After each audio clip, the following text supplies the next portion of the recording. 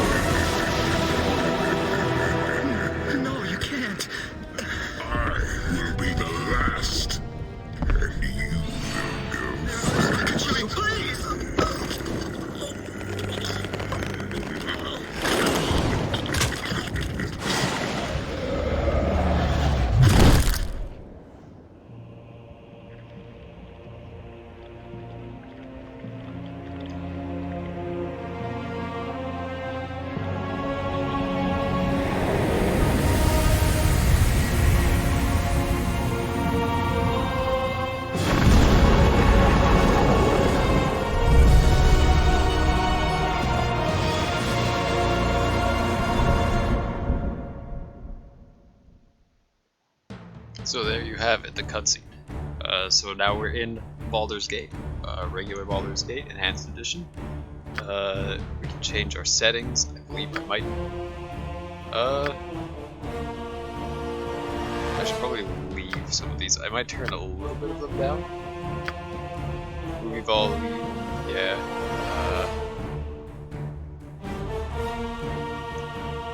That's good.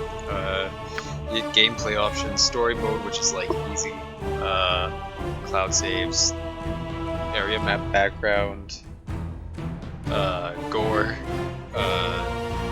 weather, rest until there's a lot of different stuff. I'm on normal difficulty because I mean this is my first time playing this game. Really, like, if I actually go in, like, I do have some save slots.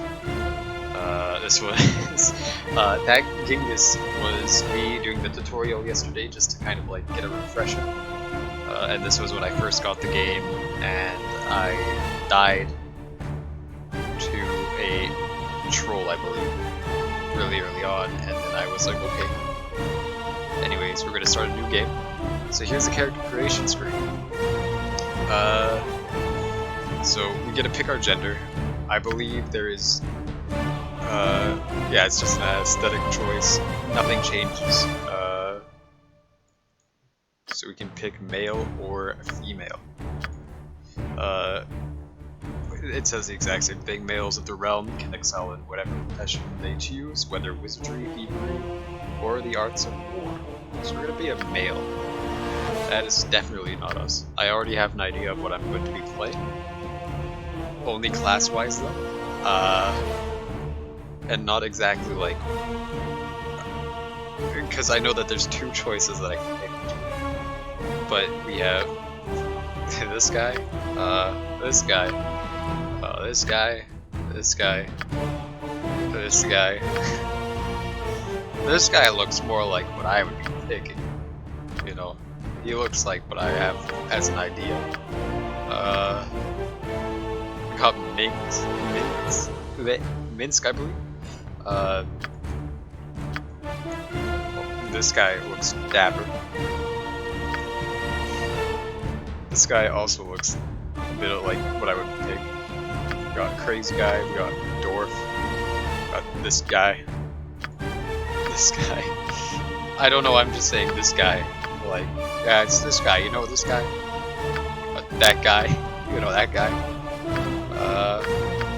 So I think we're gonna pick this man right here. That's us.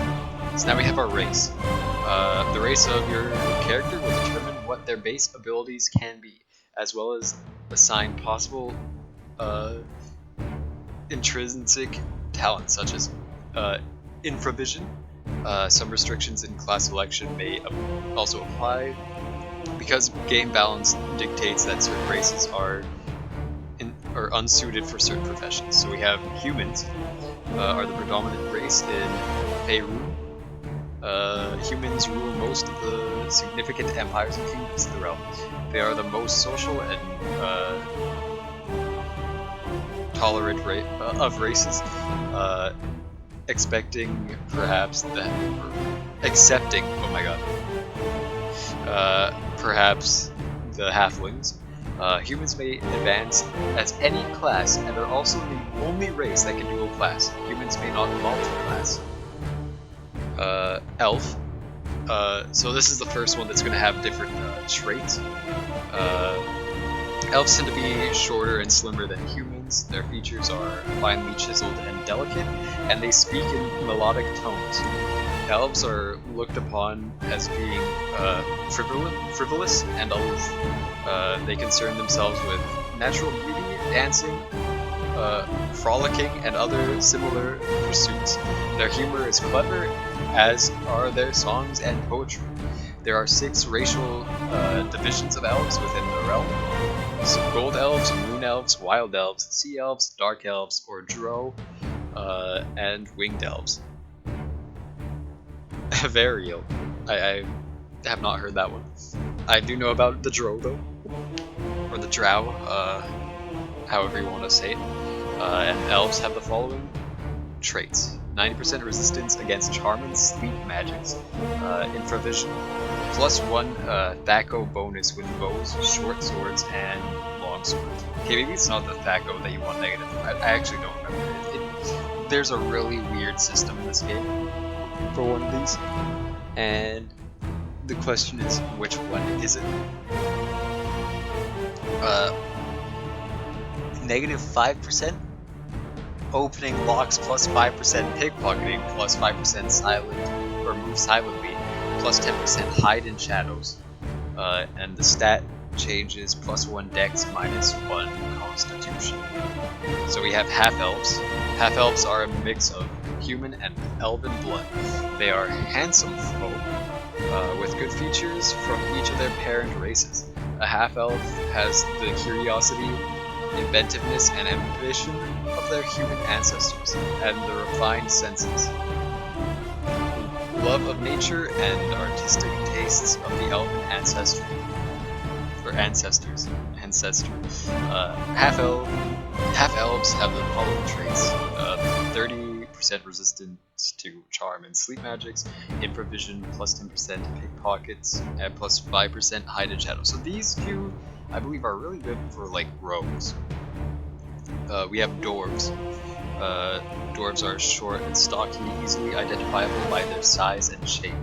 They have ruddy cheeks, dark eyes, and dark hair.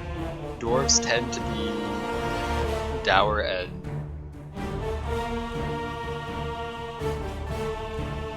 taciturn. I'm sorry, I am not the best reader. And some of these words are like ones that I don't really see, like, ever. They are given to hard work and care little for most humor. They enjoy beer, ale, mead, but most of all, they love gold. There are 4 racial divisions of dwarves within the realm. Shield dwarves, gold dwarves, wild dwarves, and Durgar. I hope I said that right. I hope I say like any of this stuff right, man. This is starting off strong, man. Dwarves have the following traits. +2 bonus to saving throws versus paralysis, poison, and death. Versus rod, staff, and wand. And versus spell, with additional bonuses based on constitution. Infravision. Plus 10% open locks, plus 15% find traps, plus 5% detect illusion, plus 10% set traps. And the stat changes. Plus 1 constitution, minus 1 dex, and minus 2 charisma. Halflings are short, generally plump people, very much like small humans.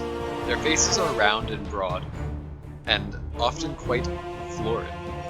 Their hair is typically curly, and the tops of their feet are covered with coarse hair. It's a hobby. Overall, they prefer the comforts of home to dangerous adventuring. They literally are hobbits, which are halflings. They enjoy good living, rough humor, and homespun tales. There are 3 racial divisions of halflings within the realm: the harefoot, the tall fellow, and the stout. Halflings have the following traits: +2 bonus to saving throws versus paralysis, poison, death versus rod, staff, wand, and versus spell with additional bonuses based on constitution. +1 back 0 bonus with slings. Plus 5% open locks, plus 5% find traps, plus 5% pickpockets, plus 10% move silently, plus 15% hide in shadows. And the stat changes are +1 dex, -1 strength, -1 wisdom. And now we have gnomes. Gnomes, kin to dwarves, gnomes are noticeably smaller than their distant cousins. Gnomes, as they proudly maintain, are also less rotund than dwarves. Most have dark tan or brown skin, white hair, and rather large noses. Gnomes have lively and sly sense of humor, especially for practical jokes. They have a love of nature that is only matched by their love for gems and jewelry. There are 2 racial divisions of gnomes within the realm: rock gnomes and deep gnomes.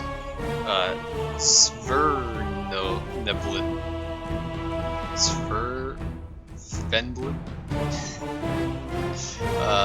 Gnomes have the following traits: +2 bonus to saving throws versus rod, staff, wand, versus spell with additional bonuses based on constitution. Infravision. Plus 5% open locks, plus 10% find traps, plus 5% move silently, plus 5% hide in shadows, plus 10% detect illusion, plus 5% set traps, and their stat changes are +1 to intelligence and -1 to wisdom.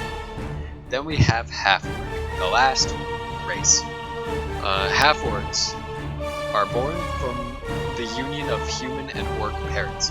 They are as tall as humans, but a little heavier due to their muscular builds.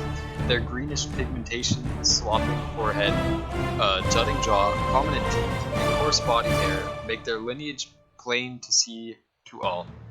In the Sword Coast, half-orcs are tolerated, as unlike in the north, the local people haven't had centuries of warfare with orc kind. Half-orcs are known for their great strength, and they have the following traits: infravision, +1 strength, +1 constitution, -2 intelligence. So, now the big question is, what race do I want to play? So humans can dual class, which is pretty cool, but that's a little bit too advanced for me, okay? I don't know how to dual class. Elf would be cool. I'm thinking like either elf, half elf, or gnome. Gnome could give me like the most because intelligence. But I think I might go half elf. Because why not? So now we have the classes. Now this is going to be a little bit longer. This whole episode is probably just going to be character creation for this. So we have Fighter. Fighter. The Fighter is a champion, swordsman, soldier, and brawler who lives or dies by his knowledge of weapons and tactics. Fighters can be found at the front of any battle, contesting toe-to-toe with monsters and villains. A good fighter needs to be strong and healthy if he hopes to survive.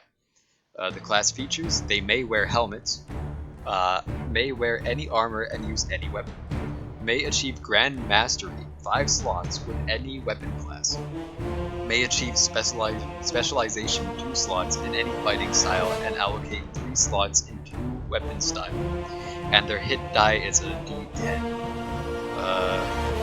Prime requisite for dual classing strength. Okay, I don't know what that means, but alright. Ranger. Oh my god, this is... The Ranger is a warrior and a woodsman who is skilled with weapons and is knowledgeable in the ways of the forest. The Ranger often protects and guides lost travelers, an honest peasant. A Ranger needs to be strong and wise to the ways of nature to live a full life. And the class feature: may wear helmets. Very good. May wear any armor and use any weapon. May not exceed specialization 2 slots in any weapon class. May achieve specialization 2 slots in any fighting style. Begin specialized 2 slots in 2 weapon style and may place a 3rd slot into. May select a racial enemy, which grants a +4 bonus to hit and damage roll against the selected enemy race. May use the Charm Animal ability once per day. Gains 1 use at level 1 and an additional use every 2 levels thereafter. May use the Hide in Shadows ability while wearing no armor, leather armor, or studded leather armor. May cast Druidic spells starting at level 8. Alignment restricted to good. Hit die is a D10. Prime requisite for dual classing: strength, dexterity, wisdom. Next we have Cleric. The Cleric is a generic priest, or any mythos, who tends to the spiritual needs of community. Though he is both protector and healer, he is not purely defensive. When evil threatens, the Cleric is well suited to seek it out on its own ground and destroy it. The opposite is true for evil clerics as well. There are also many variations in between. So the class features: it may wear helmets, it may wear any armor. Pretty good. May only use non-bladed, non-piercing weapons: warhammers, club, flail, mace, quarterstaff, and sling. May only become proficient 1 slot in any weapon class. May only become proficient 1 slot in any fighting style.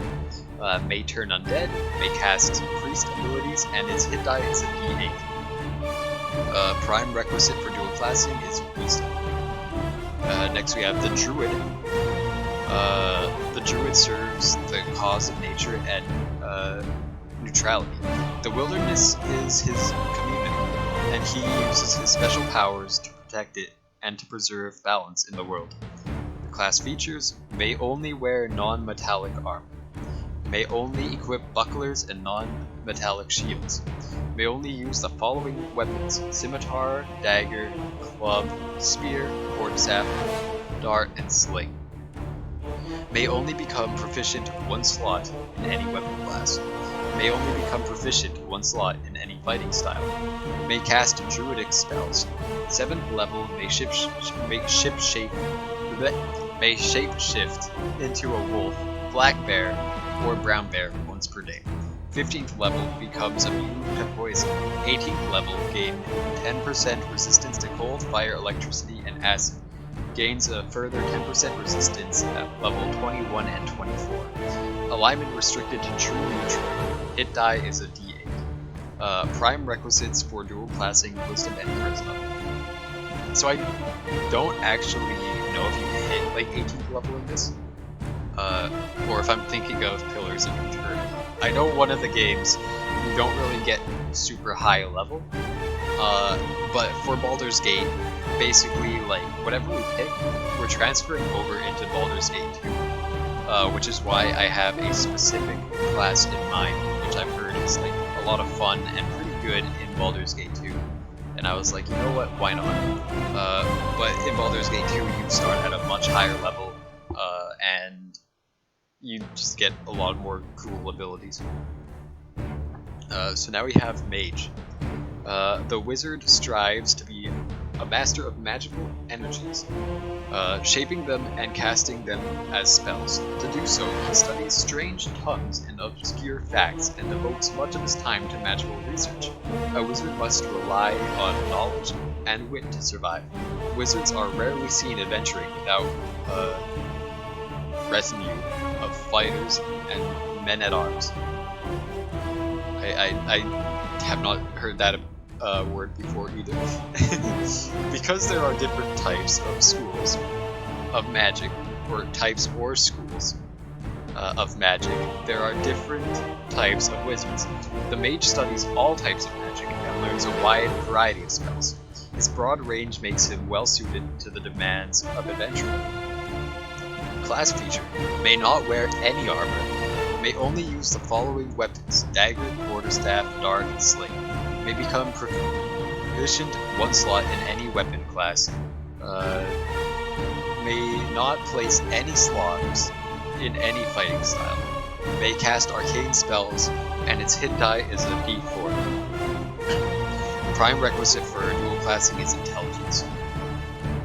So I don't know if I'm going to go over like the multi-classes, but I will go into each of these because inside I believe you get a whole selection of like subclasses. Thief. To accomplish his goals for good or ill, the thief is a skilled pilferer, cunning, nimbleness, and stealth as his hallmarks.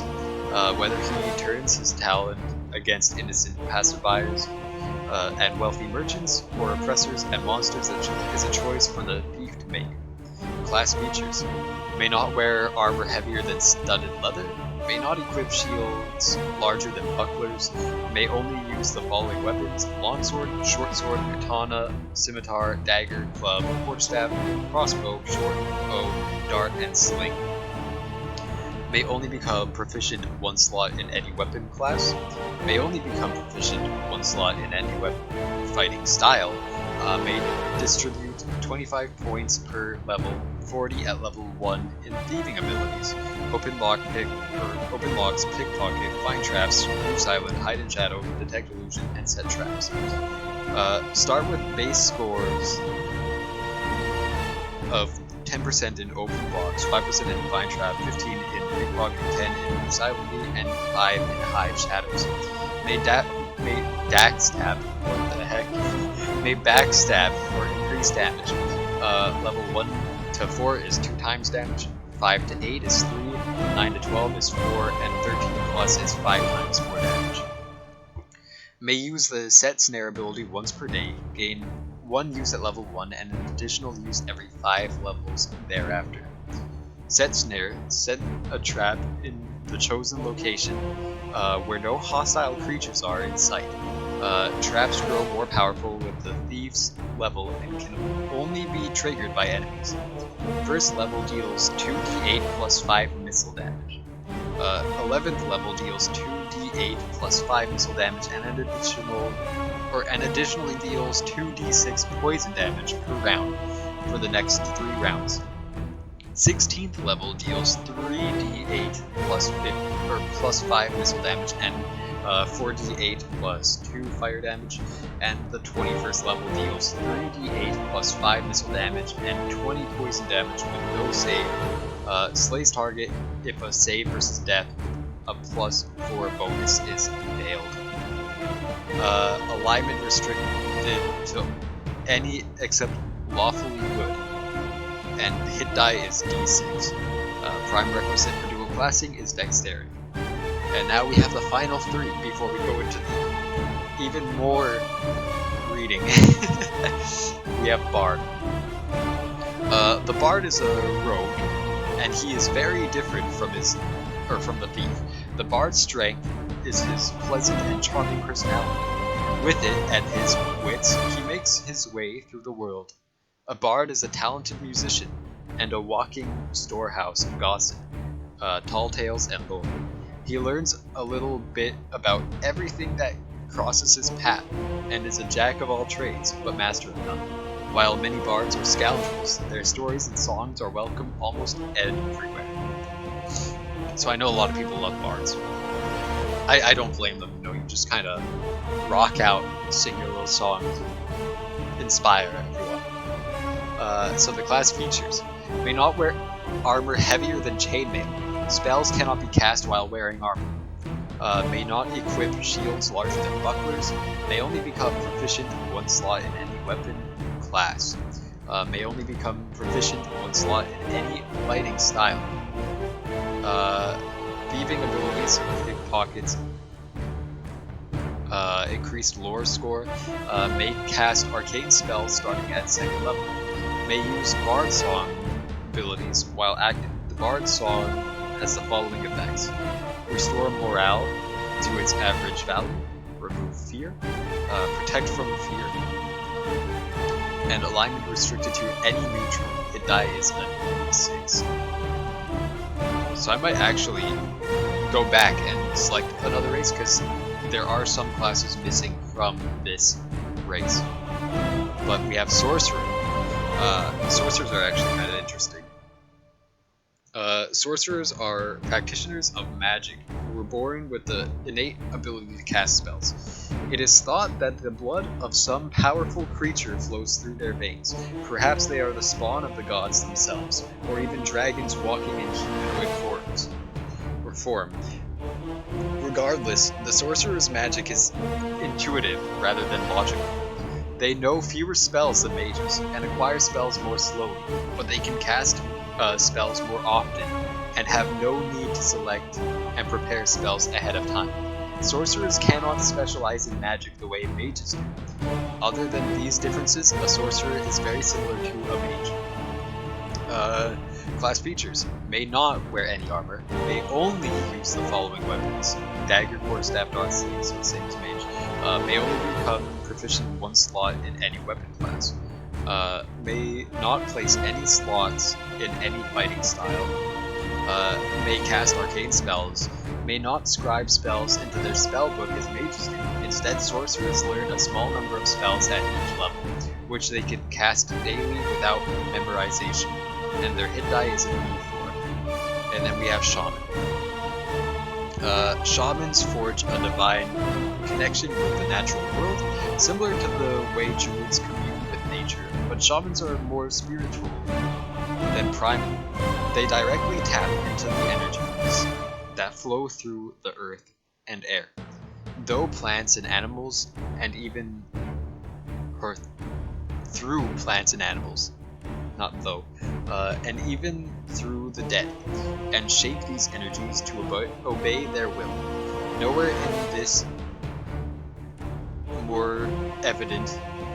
Oh my god, I am so sorry. This is a lot of reading, so I'm like starting to just be like, what? Nowhere is this more evident than in their ability to summon powerful spirits as guardians and defenders. A being of two worlds, shamans value balance over dominance. Class features. Oh my god. Oh god. Okay. May only wear leather, studded leather, and hide armor. May not equip shields larger than bucklers. May only use the following weapons: daggers, club, spear, axe, quarterstaff, dart, sling, and shortbow. May only become proficient one slot in any weapon style or class. May only become proficient one slot in any fighting style. May cast druidic spells. Does not automatically learn all spells of a given level as druids do. Instead, shamans select new spells to learn at each level, which they can cast daily without memorization. Gains immediate access to a number of shaman-specific spells, which can be cast like any other. Spirit Ward, Writhing Fog, Spiritual Clarity, Spirit Fire, Recall Spirit, Spiritual Lock, and Ether Gate. Gains use of the Detect Illusion skill with 20% points as a base, and a 4 per point per level up to a maximum of 10% at level 20. May use Shamanic Dance at will. Shamanic Dance.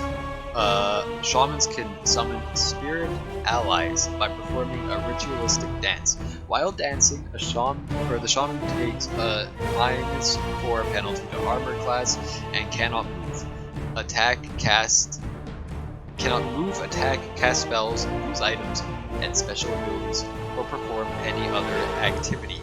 Each round while the shaman dances, there is a 35% base chance plus 2% for each level of the shaman that a spirit will answer the call, up to a maximum of 75% at level 20.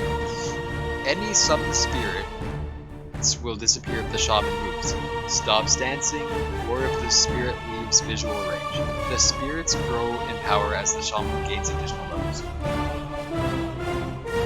I need a second. This is a lot of reading. This has been 31 minutes. I'm just like me. It hasn't been 31 minutes of reading, but it's been like 20 minutes of like reading these. Probably. Level 1. Minor Animal Spirit. Snake, Fox, Hound. Up to 2 spirits at the same time. Level 6. Major Animal Spirits. Bear, Panther, Boar. Up to 3 spirits at the same time. Level 12. Minor Nature Spirits. Lesser Air Spirit. Lesser Earth Spirit. Lesser Fire Spirit. Up to 4 spirits at the same time. And level 18. Major Nature Spirits. Air Spirit, Earth Spirit, Fire Spirit. Up to 5 spirits at the same time. The type of the summoned spirit is randomly determined from all the spirits available to the shamans at the shaman's level. For example, a level 12 shaman will summon either a minor nature spirit, a major animal spirit, or a minor animal spirit, but cannot choose which one appears. Spirits will do their best to protect the shaman, but are not controlled directly. And shamans does not gain bonus spells per day from high wisdom. Alignment restricted to neutral good, true neutral, and neutral evil. May not dual class or multi-class. Ineligible for any stronghold. This affects only the Shadows of campaign in Baldur's Gate 2. So we don't have to worry about that right now, and we're not playing shamans, so and they have a hit die of D8. So let's quickly go back. We go to human, I believe, and we should have a few more. Yep, so we have 2 more classes here. We have Paladin. Paladin is a warrior bold and pure, the exemplar of everything good and true. Like the fighter, the Paladin is a person of action and combat. However, the Paladin lives for the ideals of righteousness, justice, honesty, piety, and chivalry, and strives to be a living example of these virtues, so that others may learn from him as well as gain by his actions. So we then have class features.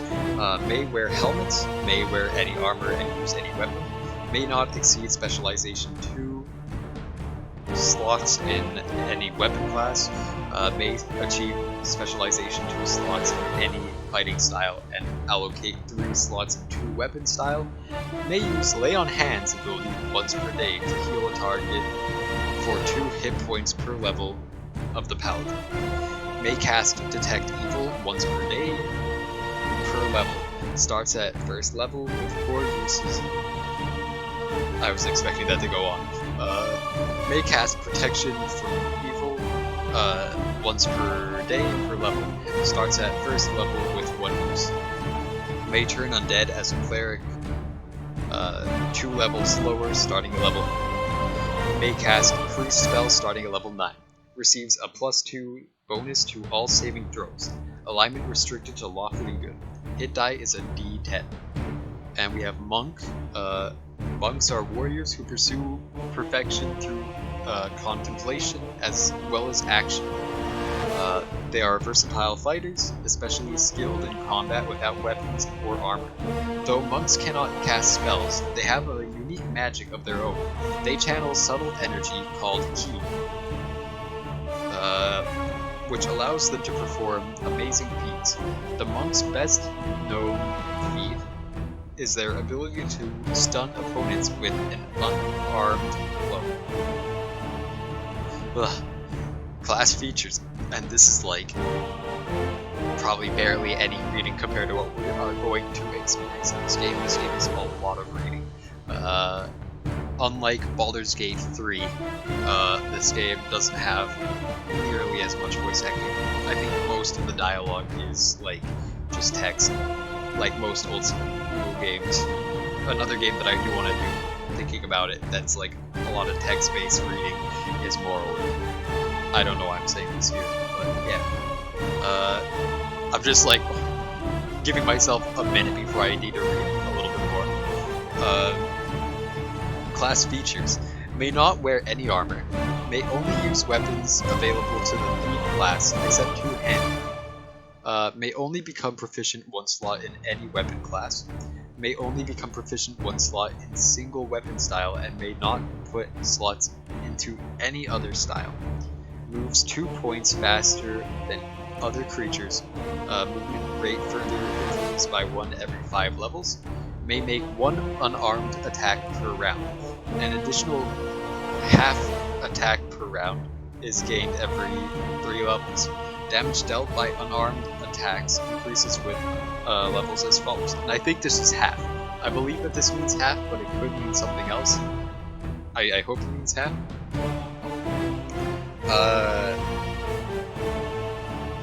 So at level 1 and 2, or 1 to 2, we do 1d6 damage with unarmed. Level 3 to 5 is 1d8. 6 to 8 is 1d10. 9 to 14 is 1d12, and 15 plus is 1d20. At level 9, unarmed attacks are treated as a +1 magical weapon, and gain a +1 bonus to hit and damage rolls. This enchantment improves to +2 at level 12, +3 at 15, and +4 at 25. So that's pretty cool. Receives a +2 bonus to saving throws versus spells. Deflect missiles, +1 bonus to AC versus missile attacks at 3 levels. Starting with an armor class of 9 at first level, and gains an additional +1 bonus every 2 levels. May use the Stunning Blow ability once per day, gains 1 use at level 1, and an additional use every 4 levels thereafter. Stunning Blow. All successful attacks within the next round force the victim to save versus spell or be stunned. This special ability automatically modifies normal attacks. No targeting needs to be done. This is probably the longest one until we get into subclasses. I don't know if the subclasses are long as well. I think some might be, but I think a lot of them are a little bit shorter. 5th level becomes immune to all diseases and cannot be slowed or hasted. 7th level may use the Lay on Hands ability on himself to heal 2 hit points per level. 8th level gains a -1 bonus to speed factor. I believe that's good. 9th level gains +1 bonus to all saving throws and becomes immune to charm. 11th level becomes immune to poison. 12th level gains another -1 bonus to speed factor. So yeah, I believe this is one of those ones where like a negative is good. I might be wrong about that. 13th level may use the Quivering Palm ability once per day. Quivering Palm. The next successful attack forces the opponent to save versus spell or die. This special ability automatically modifies normal attacks. No targeting needs to be done. 14th level, gain 3% magic resistance per level, starting with 42 at 14th level. 20th level, become immune to non-magical weapons. What? That's interesting. Alignment restricted to lawful. Hit die is D8. So let's quickly check health. Are there any? No, health has less. we already know half-elf dwarf. Even less. Halfling? No. No. Illusionist. Oh wait, this is one of the multi-class or the special ones, so I won't do that yet. So let's just quickly go with human because I think it has access to every class. So if we hit next, so we have the class kits. These are like the secondary classes. So we have Berserker. This is a warrior who is in tune with his animalistic side, and during combat can achieve an ecstatic state of mind that will enable him to fight longer, harder, and more savagely than any person has a right to. Berserkers tend to be barbarian-like in nature, but not always. Sometimes it is a conscious choice that a warrior is training, or a warrior in training makes. Regardless, opponents on the battlefield will be unsettled when they see the savage and inhuman elements of the berserker's personality.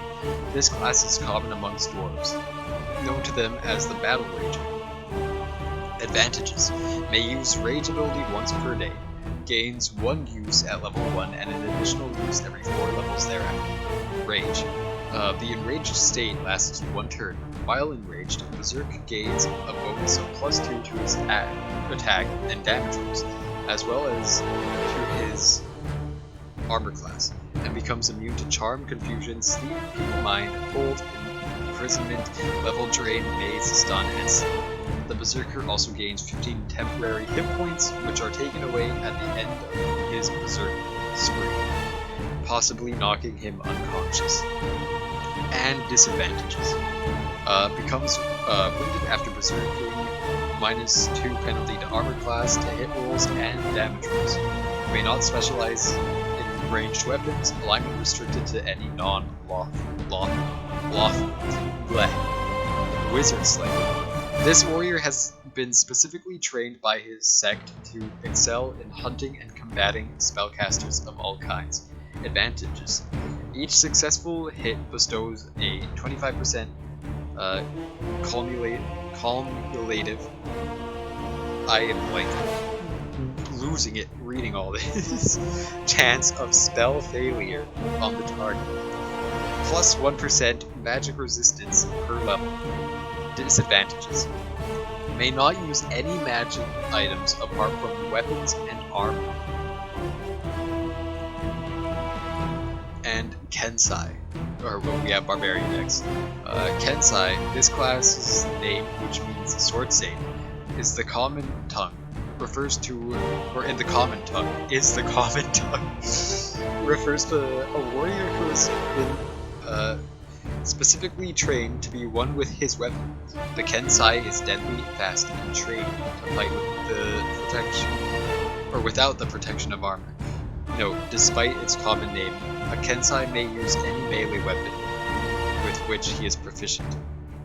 Advantages: +2 bonus to armor class, +1 to hit and damage rolls every 3 levels, -1 bonus to speed factor every 4 levels, which I believe is a bonus. I believe that, I mean, it's an advantage, so it's good. So that's a good negative. And this is a good positive. So, like, that's where it's really kind of confusing. Like, in modern day D&D, I believe, like, everything that is good is like a plus, and everything that is bad is a negative. But I believe back in like older D&D, it was like some stuff is negative, but it's actually a good thing, and some stuff is positive, which is a bad thing. It's really weird. May use the Kai ability once per day. Gain 1 use at level 1 and an additional use every 4 levels thereafter. Kai, all successful attacks within the next 10 seconds deal maximum damage. Disadvantages: may not wear any armor, may not use missile weapons, may not wear gauntlets or bracers, alignment restricted to any non-chaotic. And we have Barbarian. A barbarian can be an excellent warrior. While not as disciplined or as skilled as a fighter, the barbarian can willingly throw himself into a berserker range, becoming a tougher and stronger opponent. Class features: may not wear armor heavier than splint mail, may not exceed specialization 2 slots with any weapon class, may achieve specialization 2 slot in any fighting style and allocate 3 slots in 2 weapon style, moves 2 points faster than other characters, immune to backstab, may use the rage ability once per day, gains 1 use at level 1 and an additional use every 4 levels thereafter, and we've already gone through what rage does. Oh no wait, this is actually different, I believe. Yeah, it is actually a little bit different. The enraged status lasts for 5 rounds and provides a +4 bonus to strength, constitution, and a -2 penalty to armor class, and a +2 bonus to saving throws versus spells, as well as immunity to charm, hold, fear, maze, stun, sleep, confusion, and level drain. 11th level, gain +10% resistance to crushing, slashing, piercing, and missile damage. An additional +5% is gained at level 15 and 19. Hit die is a D12. So pretty good. Ranger. We have Archer. Oh boy. The Archer is the epitome of skill with the bow. The ultimate marksman, able to make almost any shot no matter how difficult. To become so skilled with the bow, the Archer has had to sacrifice some of his proficiency with melee weapons and armor. Advantages: +1 to hit and damage rolls with any missile weapon every 3 levels. May achieve Grand Mastery 5 slots in longbows, shortbows, and crossbows. May use the Called Shot ability once per day. Gain 1 use at level 4 and an additional use every 4 levels thereafter. Called Shot. All successful ranged attacks within the next 10 seconds have the following cumulative effects besides normal damage according to the level of the Archer. 4th level, a -1 penalty to damage, or to, oh my god, to target's Thaco. 8th level, -1 penalty to target's saving throw versus spell. 12th level, -1 penalty to target's strength score. At 16th level, +2 damage to all damage roll. Disadvantages: may only wear leather, studded leather, and hide armor. That's a disadvantage, I guess. I guess like rangers are able to wear any armor. Yeah. Okay. So yeah, that is a disadvantage.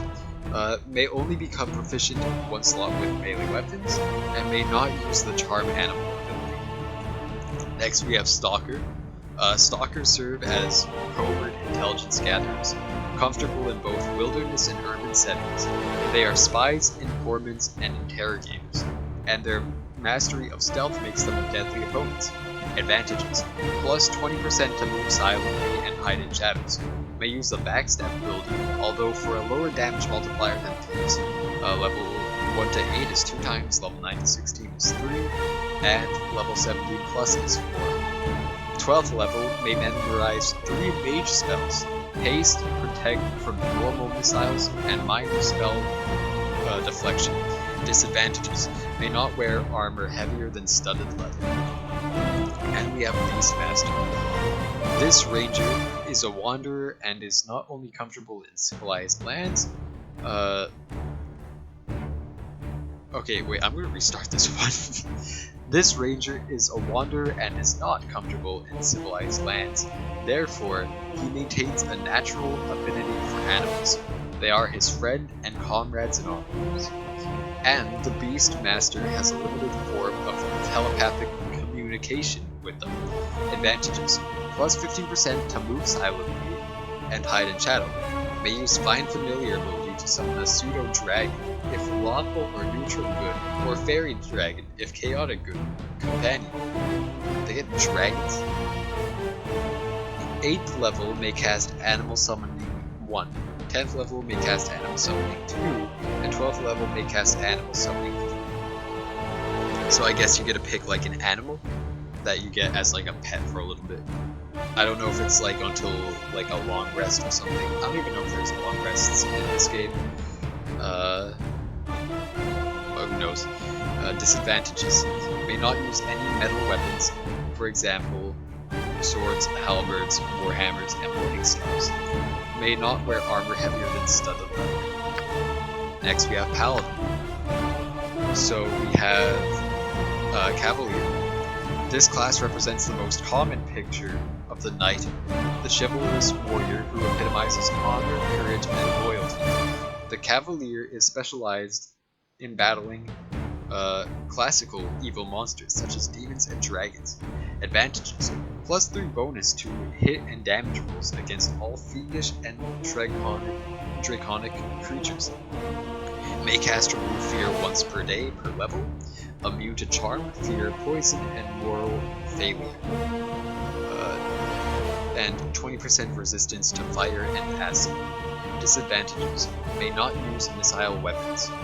We have Inquisitors. The Inquisitor has dedicated his life to finding and eliminating practitioners of evil magic and defeating the forces of darkness, and his god has provided him with special abilities towards that end. Advantages: may cast Dispel Magic once per day, gains 1 use at level 1 and an additional use every 4 levels thereafter. The spell is cast at speed factor 1 and acts twice the Inquisitor character's level. May cast a True Sight once per day, gaining 1 use at level 1 and an additional use every 4 levels thereafter. Immune to Hold and Charm. Disadvantages: may not turn undead, may not use the Lay on Hands ability, may not cast priest abilities. Undead Hunter. This Holy Avenger has honed his abilities towards the destruction of the undead and other unnatural creatures, and is immune to many of their most devastating abilities. Advantages: +3 bonus to hit and damage rolls against undead creatures. Immune to Hold and Level Drain. Disadvantages: may not use Lay on Hands ability. And we have Blackguard, which I believe are the evil paladins. So even though paladins are supposed to be awfully good, you can play a Blackguard and play an evil paladin, also known as anti-paladins. So let's go about this. The Blackguard epitomizes evil and is nothing short of a mortal fiend. The quintessential Black Knight, this villain carries a reputation of the foulest sort that is very well deserved. Consorting with demons and devils, and serving dark deities, the Blackguard is hated and feared by all. Some people call these villains anti-paladins due to their completely evil nature. Advantages: immune to Level Drain and Fear. May turn undead as a paladin of the same level. May use the Absorb Health ability once per day. Absorb Health deals 2 points of damage per level to an enemy, healing the Blackguard the same number of hit points. May use the Poison Weapon ability once per day. Gain 1 use at level 1, 1 use at level 5, and an additional use every 5 levels thereafter. Poison Weapon. Each successful hit within the next 5 rounds will inject poison into the target. Each target can only be affected once per round. The amount of poison damage depends on the character's level. First level, target suffers 1 poison damage per second for 6 seconds, save versus death at +1 negates. 5th level, target suffers 1 poison damage per second for 12 seconds, save versus death negates, and also immediately suffers 2 poison damage, no save. 9th level, target suffers 1 poison damage per second for 18 seconds, save versus death at -1 negates. And also immediately suffers 4 poison damage, no save. 13th level, target suffers 1 poison damage per second for 24 seconds, save versus death at -2 negates, and also immediately suffers 6 points of damage, no saves. 3rd level may use the Aura of Despair ability once per day. Aura of Despair. When this ability is activated, all enemies within 15 feet of the Blackguard suffer ill effects based on the Blackguard's level. 3rd level, all enemies suffer a -1 penalty to hit and damage rolls, and a -2 penalty to armor class for 1 turn. 6th level, all enemies suffer a -2 penalty to hit and damage rolls, and a -2 penalty to armor class and for 1 turn. 15th level, all enemies suffer a -4 penalty to hit and damage rolls, and a -4 penalty to armor class for 1 turn. Enemies with 8 or fewer hit dice are panicked as well. 20th level, all enemies suffer a -4 penalty to hit and damage rolls, and a -4 penalty to armor class for 1 turn. Enemies with 18 or fewer hit dice are panicked as well. Disadvantages. Alignment restricted to evil, may not cast detect evil, may not cast protection from evil as an innate ability, may not use lay on hands ability. Next we have cleric. So we have different deities that you can align to. So we have Priest of Talos.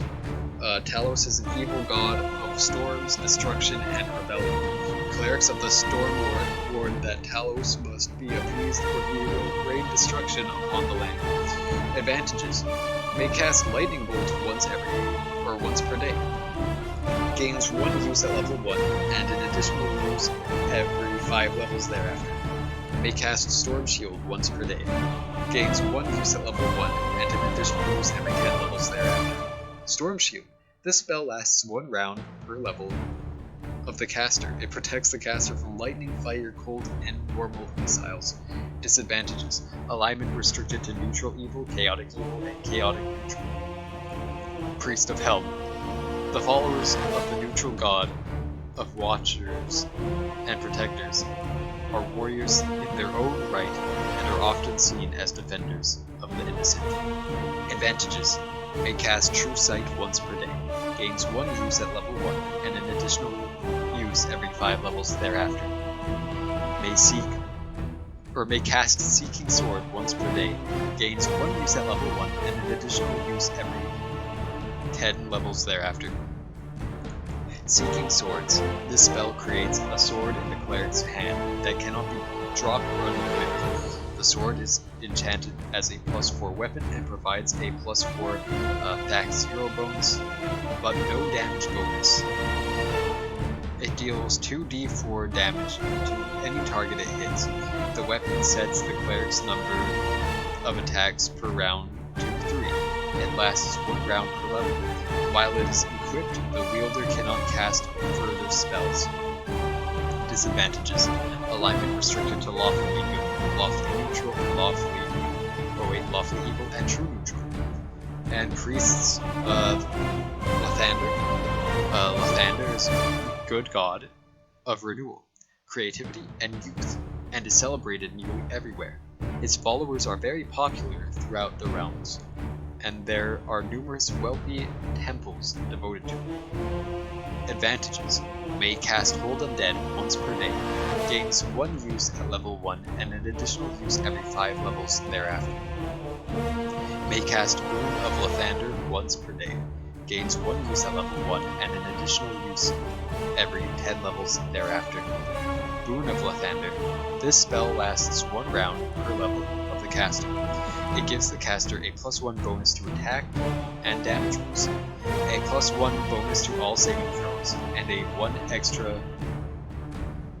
attack per round. It also protects the recipient from level drop. Disadvantage. Alignment restricted to lawfully good, neutral good, chaotic good, and true neutral. Priest of Tyr. Tyr is the deity of law and justice and is primarily concerned with the punishment of wrongdoers and the general furthering of law and good in the world. The belief in justice through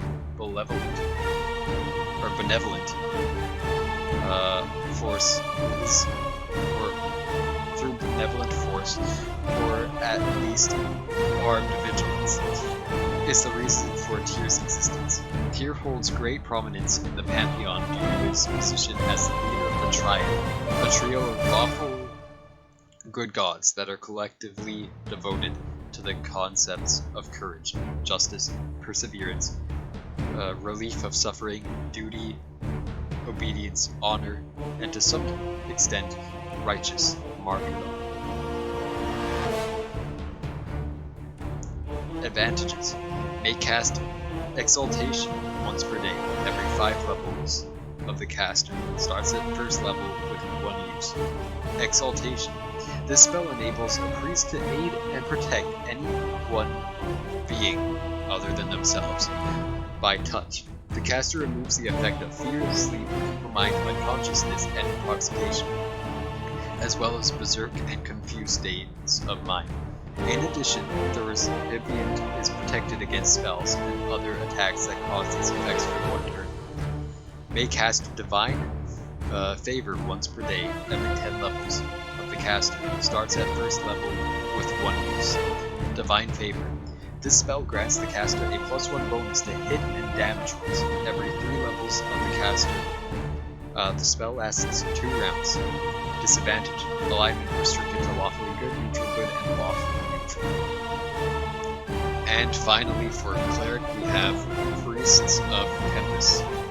Tempest, also known as the Lord of Battles, or the Foehammer, is random in his favors, yet his chaotic neutral favors all sides equally.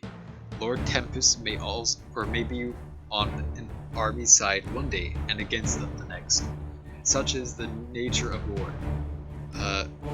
Temperate clergy can be found on both sides of a conflict, as none can ever truly know whom the war god will favor. Advantages: may cast Holy Power once per day, gains 1 use at level 1 and an additional use every 5 levels thereafter. May cast Chaos Battle once per day, gains 1 use at level 1 and an additional use every 10 levels thereafter. Chaos of Battle. Chaos of Battle applies bonuses to all allies and penalties to all enemies within 30 feet. Radius of the caster.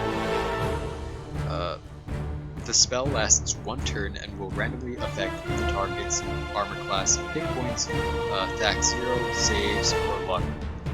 The magnitude of the effect starts at 1, 5 for hit points at level 1, and will improve by 1, 5 for hit points every 6 levels of the caster. Disadvantages: alignment restricted to chaotic good, chaotic neutral, chaotic evil, or true. And now we have druids. Tomic Druid. Tomic Druid. This druid closely identifies with a particular animal, an animal that he feels represents his spirit. This grants him a special connection to the animal kingdom, and he will be able to call upon the spirits to aid him. Advantages: may use the Summon Spirit ability, or Summon Spirit Animal ability once per day. Gains 1 use at level 1 and an additional use every 5 levels thereafter. Summon Spirit Animal. The Totemic Druid summons a special spirit animal. Spirit Bear, Spirit Wolf, Spirit Lion, or Spirit Snake to aid him for 6 turns. The spirit animal has 1 HD. Hit dice at level 1, 3 hit dice at level 3, 5 hit dice at level 5, 7 hit dice at level 7, and 10 hit dice at level 10. Disadvantages: cannot use spirit or shapeshifter. This druid is not called shapeshifter because he has access to a great variety of forms, rather because his complete dedication to a single alternate form. This druid has willingly allowed himself to become infected with lycanthropy, but due to intense study and training, he has the ability to control his affliction. The creature he becomes is that of a werewolf, the most famous of lycanthropy shape changers. Advantages: may shapeshift into the form of a werewolf once per day, gaining 1 use at level 1 and an additional use every 2 levels thereafter. 13th level, may shapeshift into a great werewolf once per day. Disadvantages: may not wear any armor. No other shapeshifting abilities due to the effort required to maintaining balance in his primary forms. And we have Avenger, a member of a special sect within the Druidic Order. A druid of this type is dedicated to fighting those who would defile nature. Avengers have powers the average druid does not. Additional abilities that have been earned through extensive rituals, a process that is very physically draining. Advantages. 7th level may shapeshift into the form of a sword spider, a baby wyvern, a fire salamander, and fire salamander. In addition to these normal shapeshifting abilities, or the normal, okay, they can shapeshift into normal things that normal druids can, and those few extra ones. 19th level gains an additional use of shapeshift. Note, this level can be attained in Baldur's Gate 2 Enhanced Edition. So yeah, you can't hit level 19 in Baldur's Gate 1, but in Baldur's Gate 2 you'll have this. 6 arcane spells are added to its repertoire, all the way up to the 6th level. These are listed below. Level 1, Chromatic Orb. Level 2, Web. Level 3, Lightning Bolt. Level 4, Improved Invisibility. Level 5, Chaos. And level 6, Chain Lightning. Disadvantage. May not wear heavier armor than leather, and incurs a -2 penalty in Strength and Constitution. Mage. Oh my god. Oh wait, but these are all kind of short. Abjurer. A mage who specializes in protective magic. Advantages: may cast 1 additional spell per level. Receives a +15 bonus when scribing scrolls from the Abjuration School. Receives a +2 bonus when making saving throws against spells from the Abjuration School. Targets suffer a -2 penalty when making saving throws against spells from the Abjuration School. Disadvantage: may not learn or cast any spells of the Abjuration or Alteration School. Receives a negative. That would be weird if it was like, you're this class, but you can't cast from that school. That would be so weird. Receives a -15% penalty when scribing scrolls from other schools. Requires at least 15 wisdom. Conjurer. A mage whose specialization in creating creatures and objects to assist him. So advantages: may cast 1 additional spell per level. 15% bonus to scribing scrolls from Conjuration. So it's basically the same stuff, but this time it's for Conjure. So I'll kind of quickly go over like what's kind of different. So basically, like, they're all going to be the same, I believe, but they just have specific schools that they have a benefit with and are better against.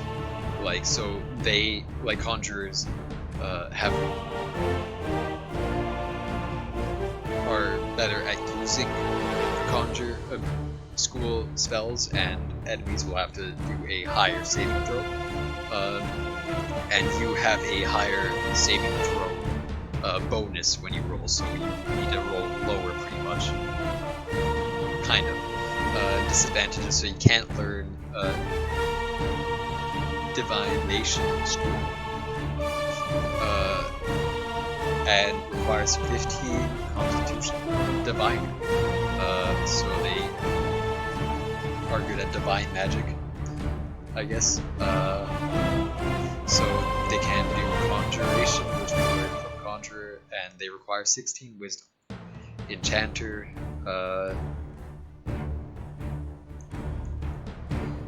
A mage who specializes in manipulating the minds of sentient beings, which Diviner is specializes in detection and divining magics. So Enchanter may not learn Invocation School and requires 16 Charisma. Illusionist, a mage who specializes in creating illusions to confuse and mislead. So they cannot learn Necromancy. And they require 16 Dexterity. Invoker, a mage mage who specializes in the manipulation of raw and elemental energies. So they can't learn enchantment, and they require 16 constitution. Necromancer is, you know, they do death magic. They can all learn illusion and require 16 wisdom. Transmuter, a mage who specializes in magic that alters physical reality. May not learn abjuration school and requires 15 dex. And wild mage. This is the one where it's actually different from the rest. So we'll actually read this one. Wild magic is a new type of magic that is characterized by powerful and dangerous surges of unpredictable magic, generally considered to be an unfortunate byproduct of the time of troubles. Wild magic has recently begun to attract the attention of many curious or scholarly wizards. Wild mages are wizards who specialize in the study of wild magic. They have access to spells to protect themselves from wild magic, bend it to their will. Wild magic is extremely unpredictable and should be used with caution. Class features. Many may memorize one additional spell per level, may cast the first level spell Nahal's Reckless Dwemer. I believe that's Dwemer. May cast the second level spell Chaos Shield, included in spellbook for free. May cast the 7th level spell Improved Chaos Shield, included in spellbook for free. Upon casting a spell, there's a 5% chance of incurring a Wild Surge. Wild Surge. A Wild Surge generates a completely random magical effect from the spell being cast. Its effect may be either beneficial or detrimental to the Wild Mage and his allies. Casting level varies slightly whenever he casts a spell. Anywhere between 5 levels lower or 5 levels higher than the Wild Mage's true level. So I believe Wild Mage is actually, like, in modern D&D, a sorcerer thing. Which is what I actually wanted to play in, like, tabletop D&D, because I just loved the idea of, like, just a randomness aspect to, like, spells. Like, I roll a dice for, like, casting a spell, and I roll low enough, and then it's like, okay, now I have to roll, like, I think it's either a D100 or a D50. But you roll it, and you get, like, a random effect, so it can be, like, you roll it, and suddenly you're levitating, or you roll it, and suddenly, like, you explode. Like, it's stuff like that, and it was like, that sounds so fun to me. Like, that's just the chaotic energy that I really like. Sometimes, like, I just find that so interesting. So now we have Thief. So we have Assassin. This is a killer trained in discreet and efficient murder, relying on anonymity and surprise to perform his task. Advantages. +1 bonus to hit and damage rolls. Backstab ability reaches 7 times modifier or multiplier instead of capping at 5. Note this cap is not reached until higher levels, which can only be attained in Baldur's Gate 2 Enhanced Edition. So it's good that they, like, actually, like, tell you. Like, because the thing is, I believe in Pillars of Eternity, and we're gonna take, like, a little second before we get back into this, but in Pillars of Eternity, I believe when transferring a character from PoE 1 to PoE 2, you get to recreate your character, basically. I believe that's how it works from, like, the intro. I could be completely wrong about that, but in Baldur's Gate 1 to Baldur's Gate 2, like, you play your character again. So, like, whatever you've chosen is what transfers over to the next game. So if I picked an assassin in Baldur's Gate 1, when I move my character to Baldur's Gate 2, I am the exact same character. I am an assassin in that game. And it's really nice so that you know, like, sort of, like, oh, I get this 7 times multiplier to backstab at a higher level. But you only get that in Baldur's Gate 2, so you know, like, one of the advantages of picking this when you reach Baldur's Gate 2, which is really nice. May use the poison weapon ability, gain 1 use at level 1 and an additional use every 4 levels thereafter. So this is literally the exact same as Anti-Paladin, so I'm not going to go over that because I'm getting tired of reading some of the same stuff over and over and over. Like, if it's basically the same ability, like if it's like these smaller things like, oh, +1 advantage, or +1 bonus to hit and damage rolls, like I'll go over that. But like, if it's literally the same ability that another class has, I'm not going to go over it. And disadvantage. May only distribute 15 skill points per level among thieving abilities, unlike the 20, I believe. So we have Bounty Hunter. This is a hunter of men skilled in tracking quarry and bringing them back alive, whether for lawful authorities or underworld masters. Bounty hunters are specifically trained at their task and make fearsome opponents. They have honed their trap-making abilities well beyond that of an average thief. Dude, you can make like Boba Fett. Advantages. Plus 50% bonus to set traps. May use the set special snare ability once per day in addition to the normal use set snare. Gain 1 use at level 1 and an additional use every 5 levels thereafter. Set special snare. Set a trap in the chosen location when no hostile creatures are in sight. Traps grow more powerful with the bounty hunter's level and can only be triggered by enemies. First level, deal 3d8 plus 5 assault damage and slows the target for 5 rounds if a save versus spell with a -4 penalty is failed. 11th level is 4d8 plus 5 assault damage.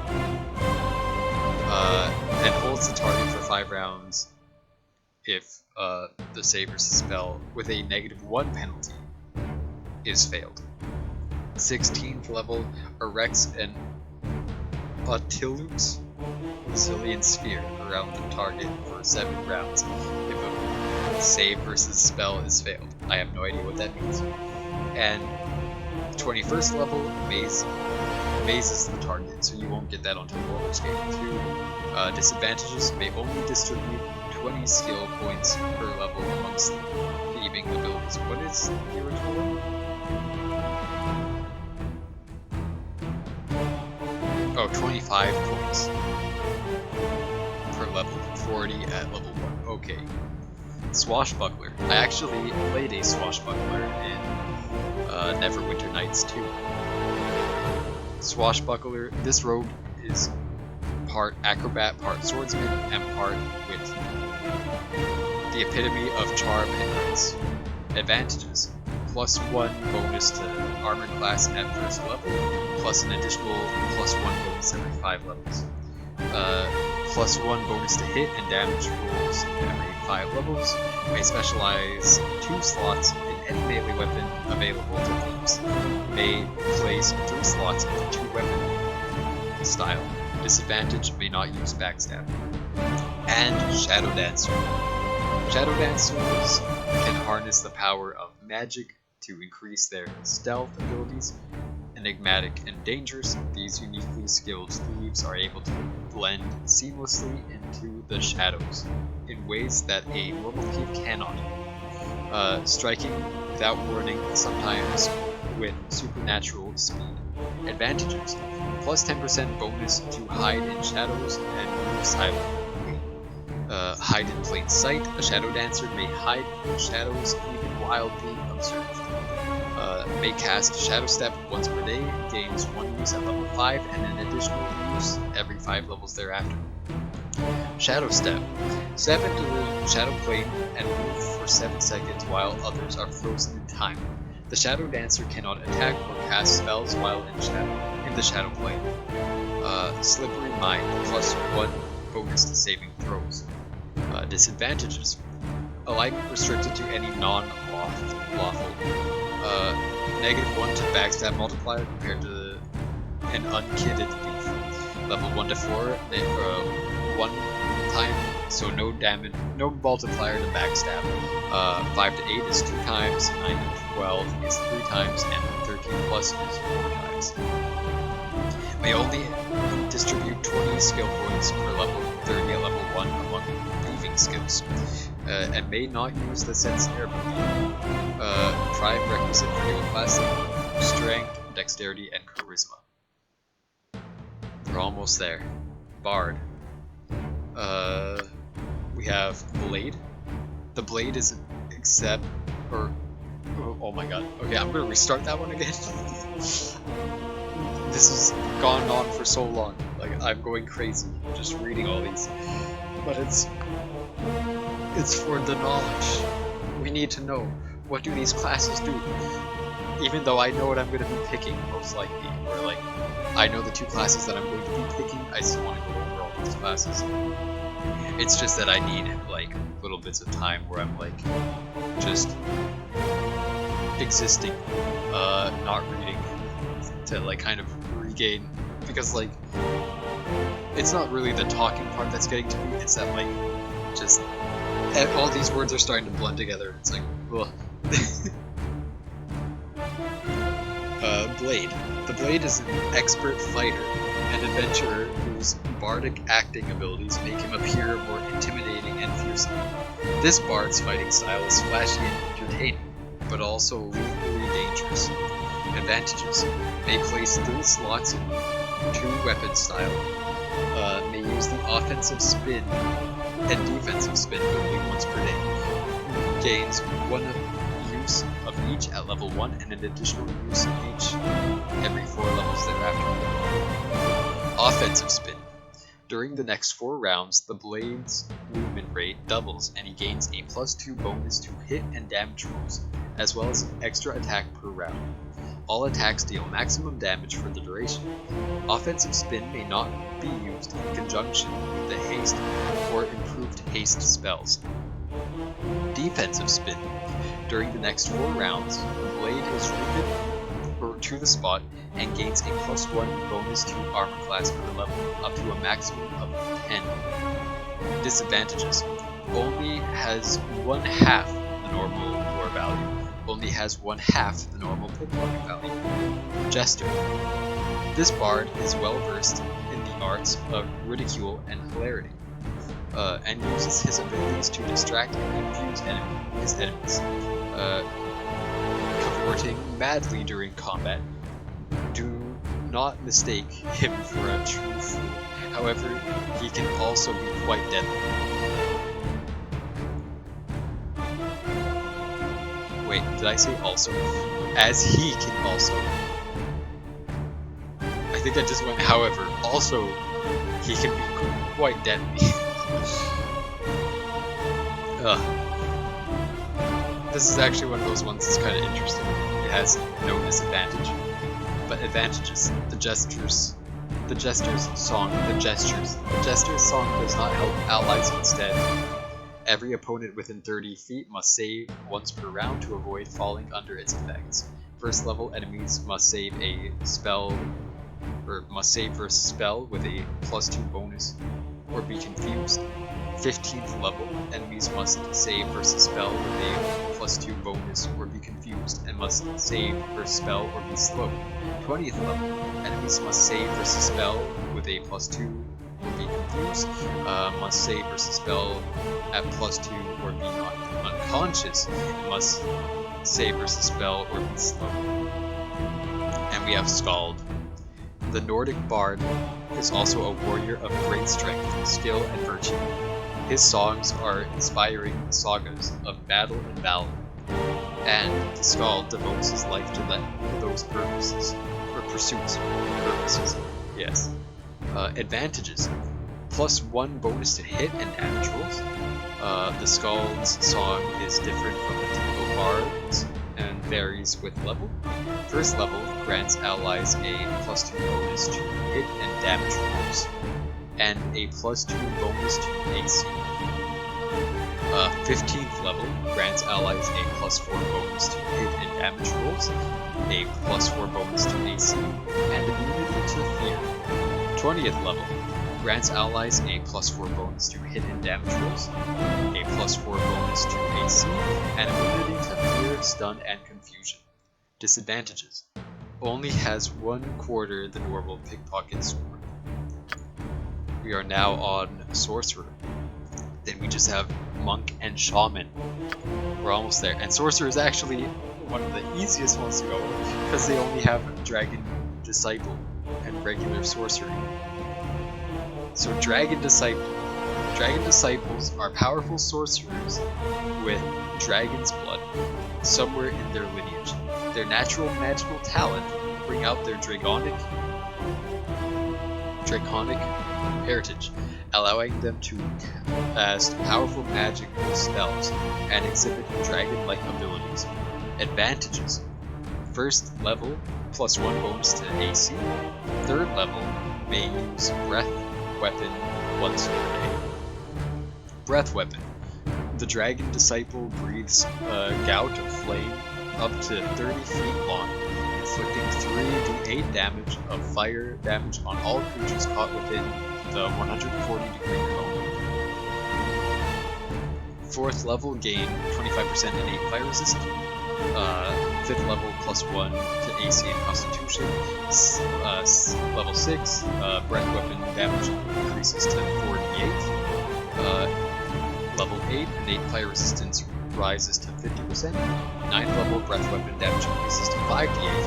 10th level, +1 bonus to AC.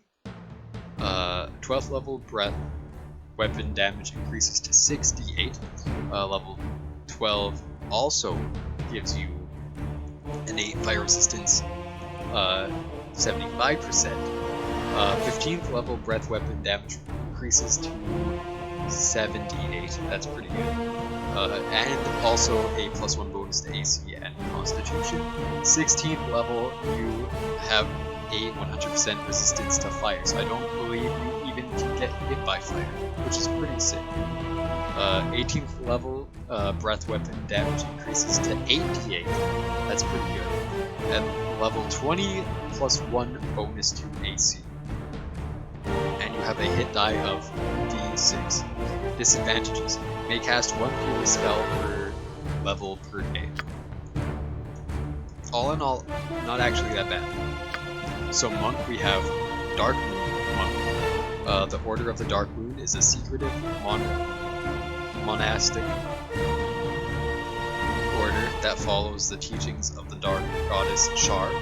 Monks of the Dark Moon use physical prowess, dark magic, and many different forms of deception to mask their activities and strike with deadly precision. Advantages. +10% to detect illusion.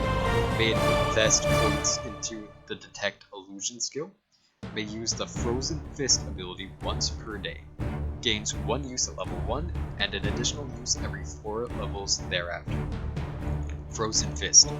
When this ability is activated, the Dark Monk's fists are weathered in a frosty shell. For 1 turn, the Dark Moon Monk's unarmed attacks deal an additional 2 points of cool damage on each successful hit. First level may cast Blindness once per day. Third level may cast Blur once per day. 7th level may cast Vampiric Touch once per day. Hey, I know that ability from WoW. 11th level may cast Mirror Image once per day.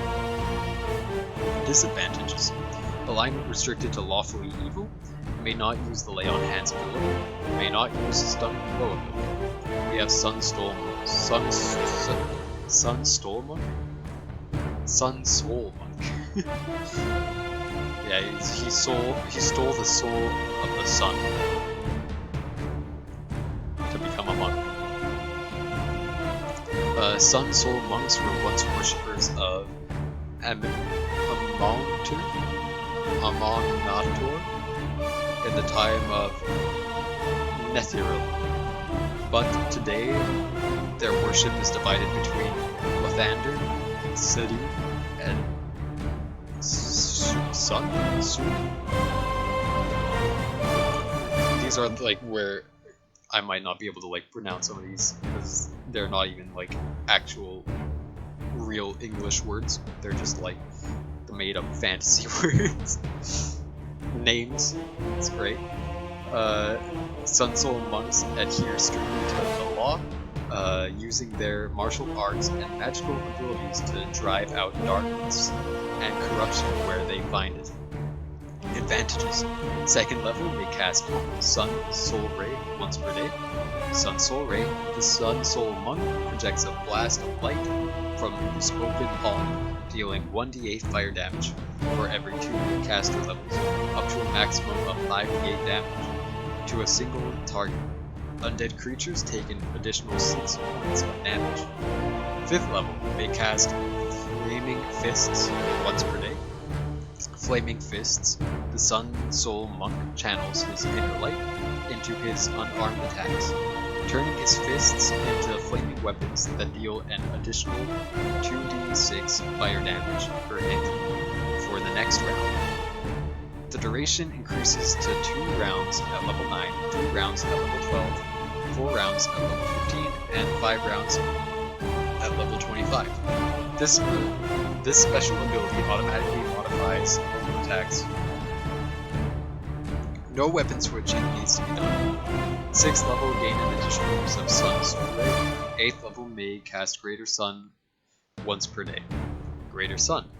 The Sun Soul monk writhes himself in flame that acts as a fire shield. Red. Okay, red. What?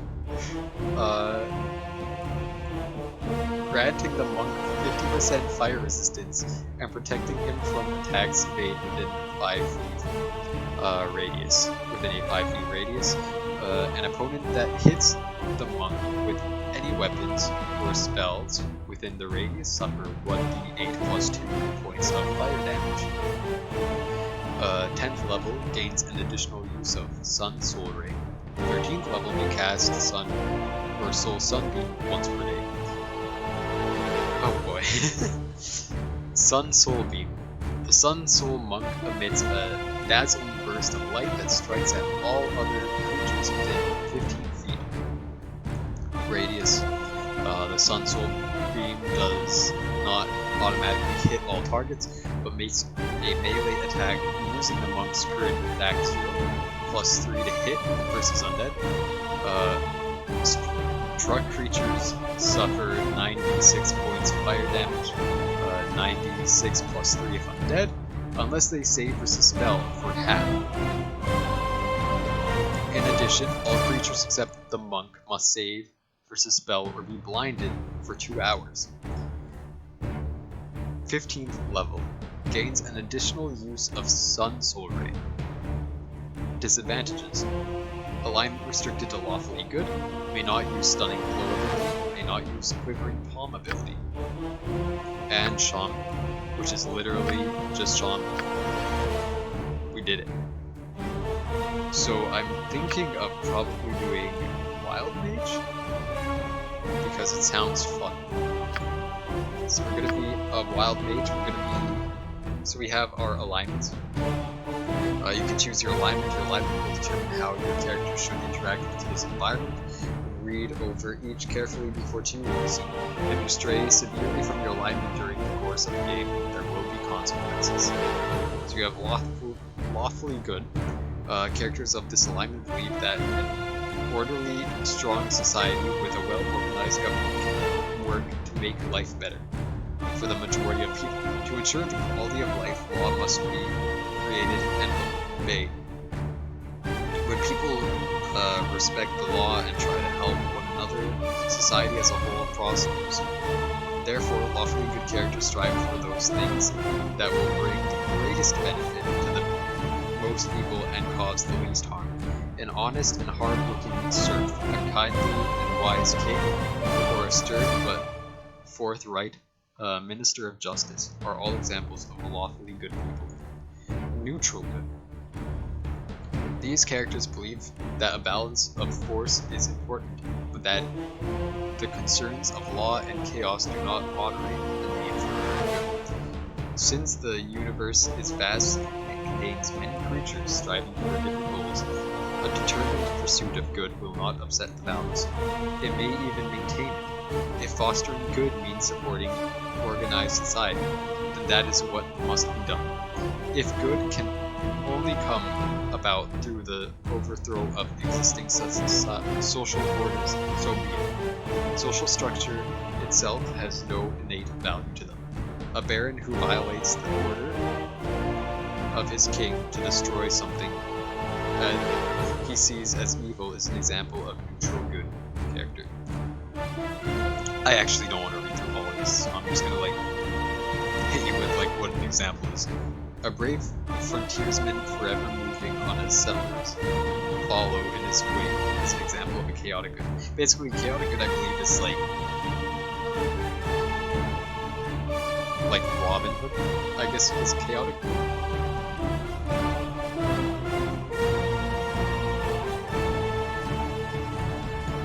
You have Loth, you have neutral. I think I'm gonna go neutral good. I think like that allows me to pick like the nice answers, like be like nice to people, and gives me more leeway into like being either lawfully good or chaotic good.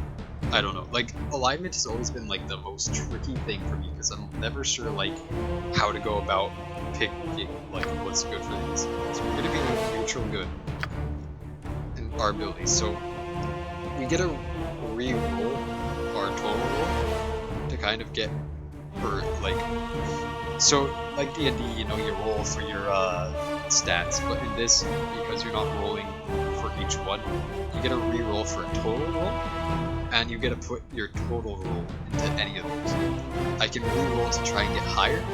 I can store it so that if I do come across like a better thing, or if I don't come across like a better thing in like a certain amount of time, I can like recall it and go back to like whatever number. So we're gonna recall a little bit because 75 seems a bit low. Like we can already hitting like a bit higher 70s. I'm not gonna like spend too much time doing this, so I'll probably spend like a tiny bit. If we even hit like 85, I will stick with that. Like, I don't want to spend too much time. There's 83, 84. I should have stored that. 82, 80, 83. I will store that, and I will roll a few more times. So once I see that 84, we'll store that. Once I reach 138 minutes, I am going to stop rolling no matter what. And I will go back to 84. So this is going to be like the one point where there's like not really anything interesting happening, it's just re-rolling. It's not fun to really try and like metagame this, like there's no point. I'm getting like multiple 84s. Like I just want to like limit myself. So we passed it, so we're going to recall.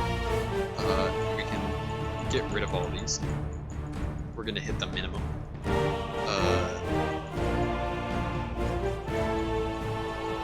So there are certain things that I want to hit like maximum. So definitely like intelligence, we want that to be max. So strength, you know, you're doing more damage, I guess. Dexterity. Constitution, I believe, is HP as well. Like, yeah. So we're gonna put a little bit into Constitution. I'll hit 10. Charisma, Wisdom, I think is pretty good. I actually don't know too much about the stats. I'll hit like 10 for these. Dexterity and Strength, I'll put like 5. Strength, I'll keep low. I don't think we're gonna benefit like at all from strength, but I think Dex we can do like some Dex saving throws, 6. Constitution, I kind of want to like max Constitution so that we have at least an okay amount of health. Wisdom, Charisma. I don't know if Charisma is actually gonna like lead to like different dialogue. Personal magnetism. We'll like put like we'll max both of these. rest into put like the rest into strength.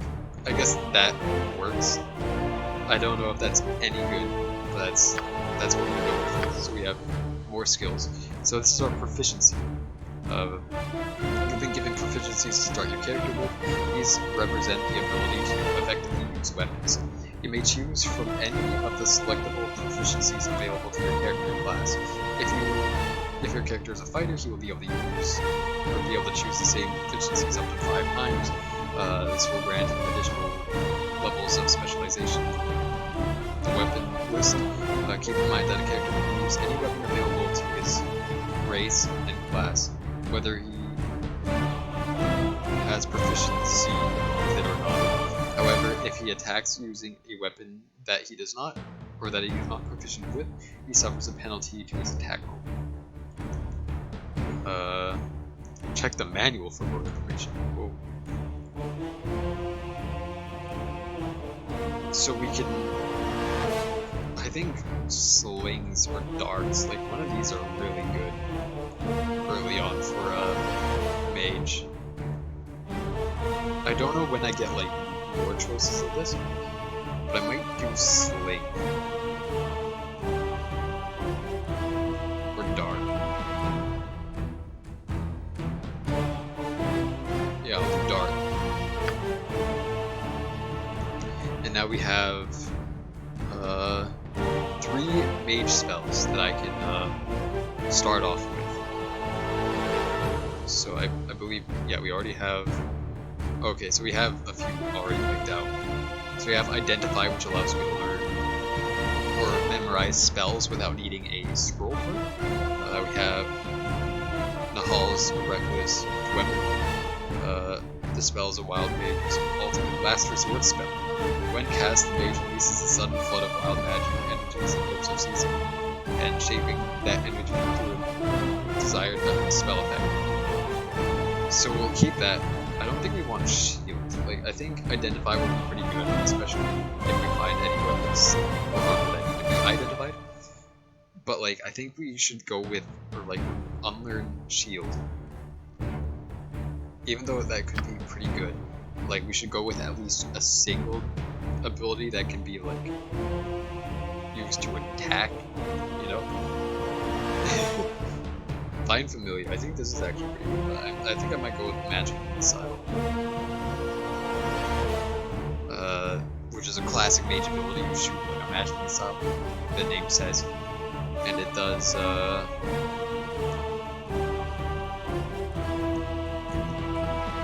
1d4 plus 1 damage. For every 2 extra levels of experience, the wizard gains an additional missile. Like, it's just I think a pretty good first level spell to go with. And which spells do we want to memorize? We'll memorize.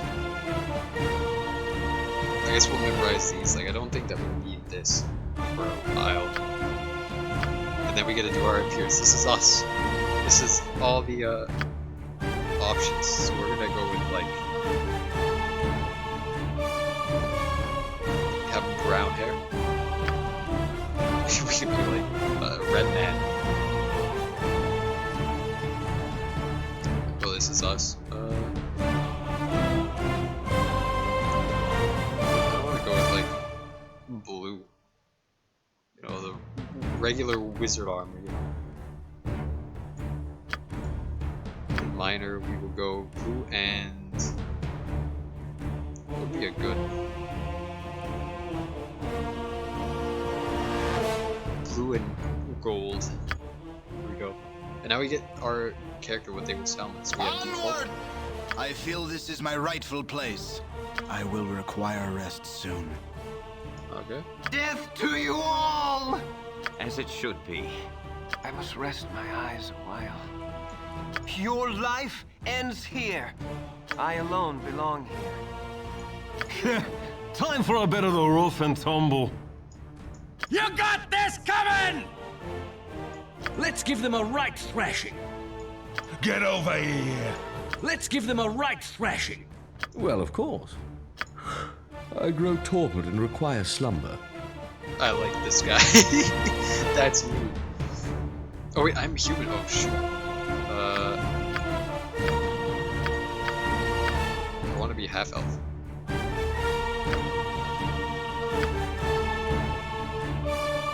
Mage of the Wild.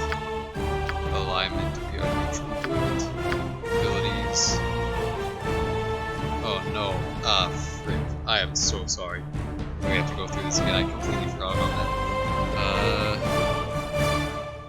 I guess I'll go with this. So we're gonna like get rid of all these again because we need to quickly okay, well this is gonna be maxed.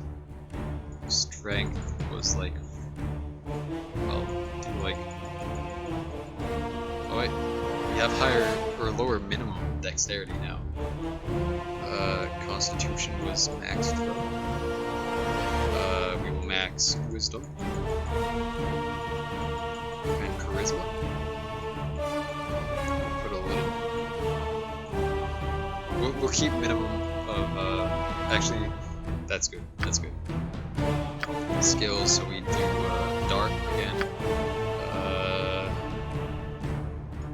We'll learn shield and magical missile. Put one of each. And then we got to do our appearance again. So again, we're gonna have like brown hair. Do like a sort of like a lighter brown.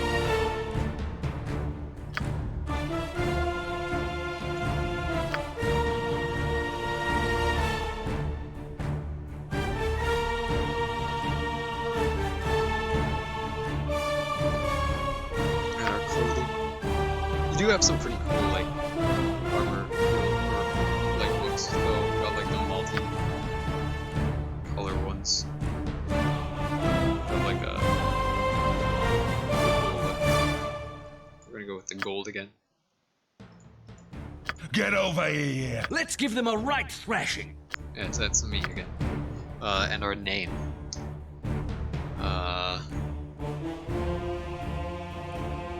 What should our name be? I'm always really bad at names. This entire episode is just gonna be like character creation. A nice, like nearly 2-hour video. And I'll probably have timestamps of like certain things. Name.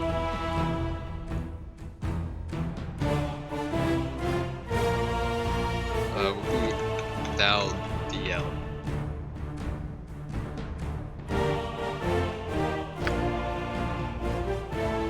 Except we're gonna be playing on normal, I believe. Just because like core rules is veteran plays or well versed in AD.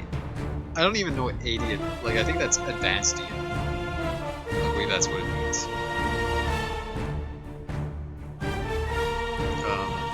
But like I think normal would be good for like a first play. Nestled atop the cliffs that rise from the Sword Coast, the citadel of Candlekeep houses the finest and most comprehensive collection of writings on the face of Farron.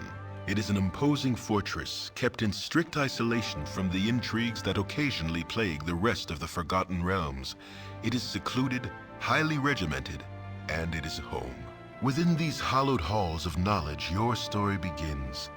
You have spent most of your 20 years of life within this keep's austere walls, under the tutelage of the sage Gorion.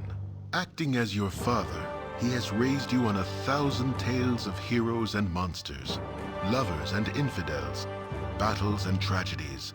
However, one story was always left untold, that of your true heritage. You have been told that you are an orphan, but your past is largely unknown. Lately, Gorion has been growing distant from you, as if some grave matter weighs heavily on his heart. You have asked about his concerns as gently as possible, but your queries have been in vain. Your sole comfort is the knowledge that he is a wise man, and you know he will tell you when the time is right. Nonetheless, his silence is troubling, and you cannot help but feel that something is terribly wrong. Today, Gorion has appeared more agitated than ever, and now he has uncharacteristically interrupted your chores in the middle of the day. imparting hurried instructions for you to equip yourself for travel. He has handed you what gold he can spare, but given no clue as to why. Nevertheless, you now stand before the Candlekeep Inn, ready to purchase what you need for an unplanned and unexpected journey. So there you go. And we're in the game. And this is going to be the end of the character creation. What the heck is going on here?